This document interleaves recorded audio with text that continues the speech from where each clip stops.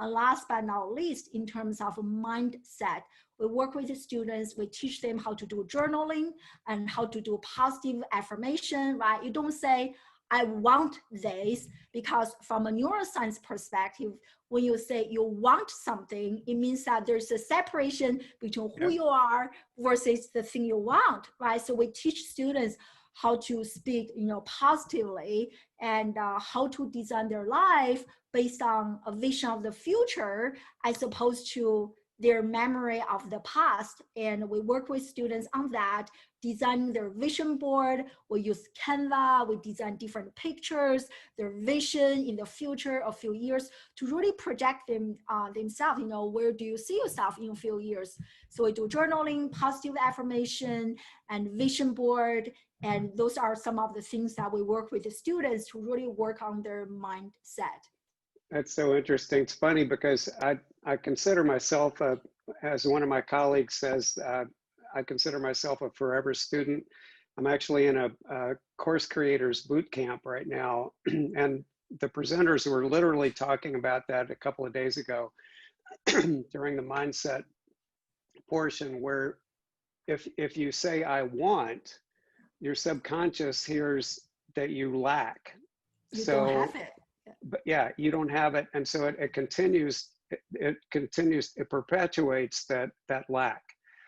So same thing with I need, but if you can reframe a lot of those thoughts, then you really can move out of that space and expand into a wider. Totally. And we give each of our students a gratitude journal.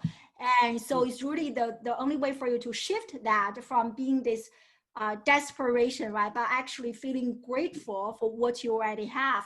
So I have different affirmations for my students, and they can copy, they will do journaling. It's really powerful. Students, after a few sessions, they will tell me, oh, wow, I shifted my mind.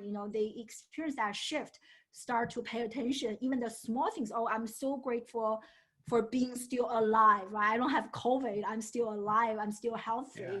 And then that is the state that you are attracting more to your life, as opposed to, hey, why I don't have this yet? I need this. That communicates more separation. And all those, I think, are very important things that students need to learn when they are at school, right? But they don't, yeah. Yeah, that really is interesting. One of the tricks that we're learning in this boot camp is to cancel those limiting thoughts just when they happen. I can't go on. I'm tired. I'm overwhelmed.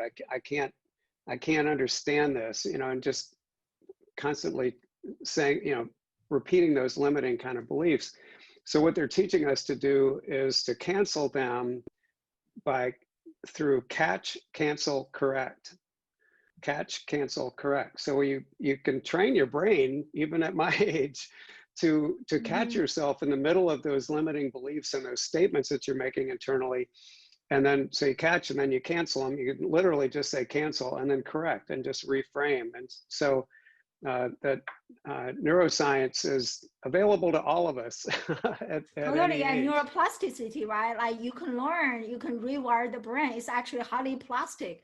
And students don't even know that. And we all, as human beings, we all have lots of baggage that we have been carrying with us for many, many, many years, right? Yeah. So like, for example, for children before 8 years old, their analytical brain is not developed yet. So everything their teachers are telling them, their parents are telling them, you are so stupid, you are such a troublemaker, you are just so annoying, all those things, I don't love you anymore, go away, and all those things, our children take them in as fact. They don't even question, they don't have that analytical brain.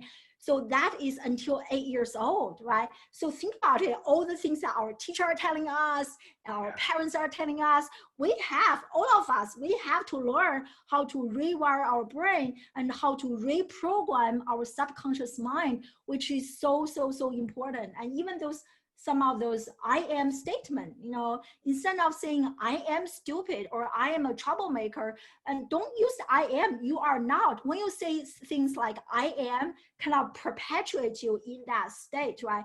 So you can say instead, I am a human being. In this moment, I choose to feel sad, or I have a sad feeling. So you can kind of separate between who you are versus this negative emotion that you are experiencing right now. So you are not that emotion. You are a higher level, but at this higher level, you are experiencing a moment of this, and you can change and shift that. Yeah, that's really interesting. Wow. Okay. So a couple more areas I'd like to explore. One quick question, and that is, what are you doing with video with your kids? Are you using the Adobe platform for creating videos or some other tool? Tell me about that. Yeah, so we use all sorts of things. I'm such an advocate of using creative technologies and social media as a teaching, learning, and parenting tool. So my children, they have been using Adobe Spark, Adobe Spark Video. So right now, my 9 years old, he's learning more about Adobe Premiere Rush to edit some of his own videos. I mean, like he loves gaming. He talks about game, and every day he has his own YouTube channel. He's like, yeah, subscribe this and that, and so he wants to learn. When there's make sure you subscribe to my channel so you can add some special effect. So he wants to learn that. Again, learning has to be personal, has to be that personal interest. I mean, like he wants to learn, and so he's learning some of those like simple tools to do more editing on his video. And we also do lots of video reflections. And I have just become brain-centric design certified, so which is a group of neuroscientists. They designed a specific way to present our information. So I have just become certified by them. And so through that training, I learned like 3 really powerful reflection questions. One is, what was surprising about what you have learned? The second one is, what is something that you already knew, but now you are looking at it differently? The third one is, what do you still need help with? So with those 3 reflection questions, every day by the end of the learning day, I will do a reflection video with my own children, and I uploaded quite a few of those videos on LinkedIn, and other parents were just like, wow, this is so good. Like my 8 years old, and he told me I'm having a lot more aha moments. I was like, wow. Where did you even learn that? He's like, just like aha moment. I'm learning a lot more, and learning is more fun.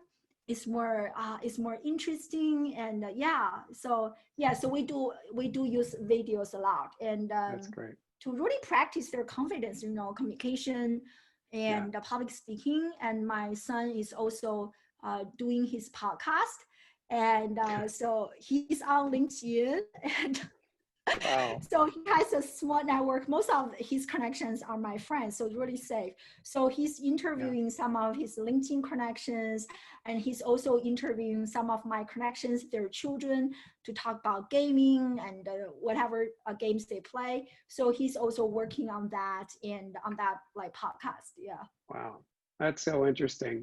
Very cool. Very fun, right? Yeah, it's so much more fun to learn all those things as opposed to, hey, we're taking a communication class, which I used to teach. I'm like, wow. Yeah, I took one in college, and I literally don't remember anything from it. The same, join the club. Yeah. So let's spend a few minutes on another area, and then we can wrap this up. And that is, I think one of the things that people looking at this video and reading the blog posts that will come out of this interview, Dr. I, are going to be interested in engagement tips. So I've interviewed people who use different techniques to engage kids now that we've got the COVID virus, which has forced us to stay home. But for teachers in particular, instructors, trainers, anybody who is a facilitator, who is working with little kids, middle-sized kids, college kids. Let's leave the older adults out and just kind of talk about that range of elementary, middle, high school, college.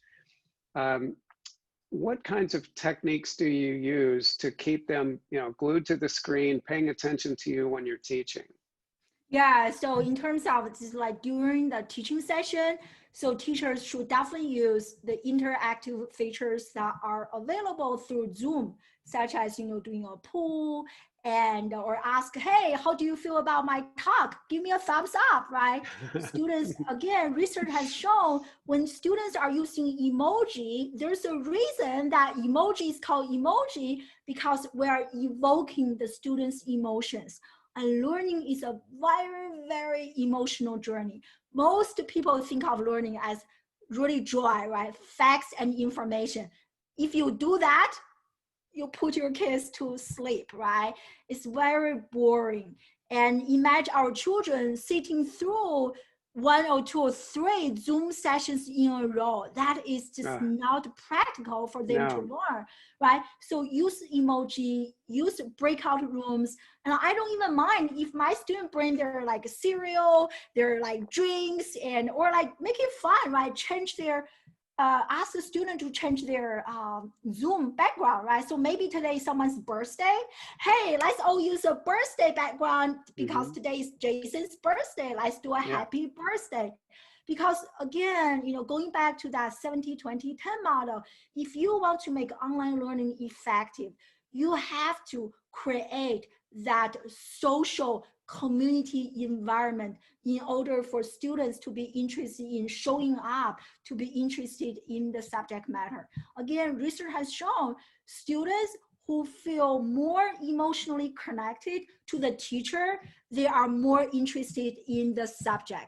It's not the other way around. They love this whatever subject, therefore they fall in love with the teacher. It is always they love the teacher. They have that emotional bond with the teacher first before they show interest in the subject matter.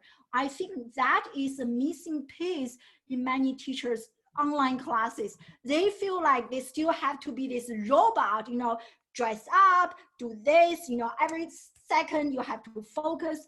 I think that is very impractical, and you want to show up as a human being.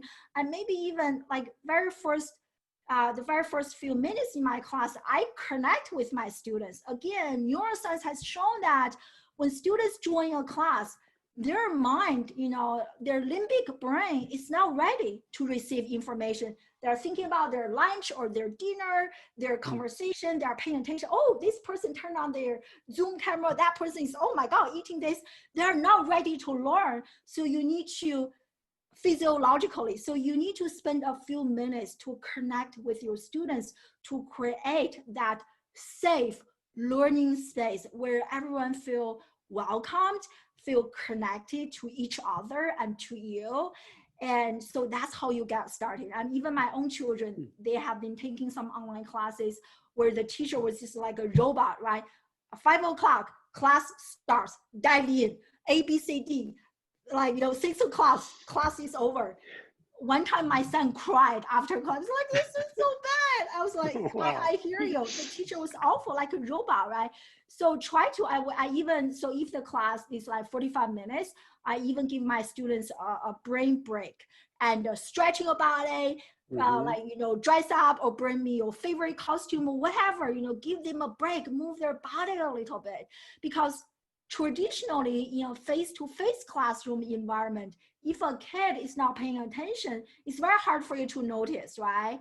But on a Zoom, you see each other. It's like everything is so noticeable. It's like talking on the phone. If you are silent for like 2 seconds, it feels, oh my God, so awkward. I have to say something, right? Right. So on computer, it's the same. It's exhausting. So give students more breaks, like them to be who they are, maybe bring their drink. Don't worry about being too distracting, right? And so at least they're like, if you can make them mentally engaged. And so that's kind of during the Zoom session. So outside the class time, I love using social media to create a learning community. And my personal favorite is Facebook. Not that I really love Facebook, but I think Facebook group is really, really amazing. And you have this, it's an app, all the students can download this to their phone. Even if they don't have a Facebook account, they can create a fake image, they can create a fake account for the sake of the classroom discussion. And you can celebrate birthdays, you can create different learning units, and you can show up, hey, tomorrow at 3 p.m. I'm doing a coffee chat, bring your favorite coffee, let's have a chat, right? Yeah. Or like, hey guys, you can do like stories. I always do stories within the group. So students, they see that I have a cat, I have 2 children, I have a husband, and I'm moving. They really get to know me as a human being, right? Yeah. Chuck, you and I were on social media. For some people that we follow, we really get to know who they are as a human being. So we are really interested in what are you eating? What are you doing this hour? We want to know everything about this person because we build that emotional connection. So you want the same thing to happen with your own students. Show up as a human being. Teachers do eat apple, so that's kind of the classic. Show up as a human being so students have that emotional connection. So that's kind of how I do it in class and outside the class, to create that community where we are connecting as human beings and we care about each other, on a more emotional level. So students are more interested in showing up and doing the class work. That is really interesting. We talk in social media marketing about moving prospects when we're marketing to somebody through the know, like, and trust process, right? The end result after trust is that we anticipate that they're going to buy from us. They're either going to sign up for a class or buy a product or something like that. But what I just realized, I've had a couple of aha moments in this discussion with you, Dr. I. The fact is that if you're presenting yourself as you are to me right now in an animated fashion, and I'm getting to know, like, and trust you, then if you were my teacher, I would literally buy into whatever the subject matter is, especially if you continued that very human sort of presentation.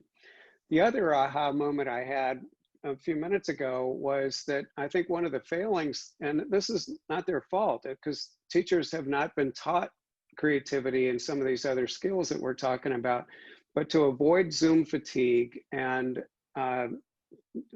giving students an opportunity or a reason to dissociate from the lesson, if they're really trying to do what we thought we were going to do when COVID hit, which was to move the in-person experience online. Well, if your in-person experience wasn't that great to begin with, then moving it online doesn't improve it. Like amplified, yeah. Right, it's worse, right? So I think there's a lot of education that has to be done on a lot of levels, but yeah, fascinating. And to follow up on this, Chuck, sorry to interrupt you. I feel like school leaders, they need to invest in their educators. It is so important. You are a lifelong learner. I'm a lifelong learner. We know how important it is to invest in ourselves to become better, right? So school leaders need to understand how important it is to invest in their teachers, to do training, to learn how to use Zoom, to talk to the camera, to learn how to teach classes online. It is very, very, very important. Yeah, that's fantastic. Wow. Well, I so appreciate your time today. I really do appreciate it. I feel like every time I talk to you, I learn something new, and today was no exception. So tell us the best way for us to find out more about you, Dr. I. Yeah, so they can just go to my website, which is classroomwithoutwalls.ai, my name. So on my website, they can see all of my social media handles, my email, learn more about me, and join my live streaming show. I have 2, one is on every Wednesday. That one focuses on business, social media marketing.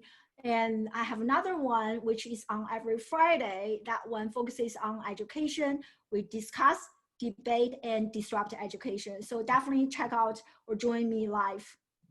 Oh, that's great. Oh, that's fantastic. Well, I know a lot of people are going to be interested. So thank you very much. And I'll look for you in cyberspace, Dr. I. Thank you so much. You are so welcome. Thank you so much for having me, Chuck. Okay.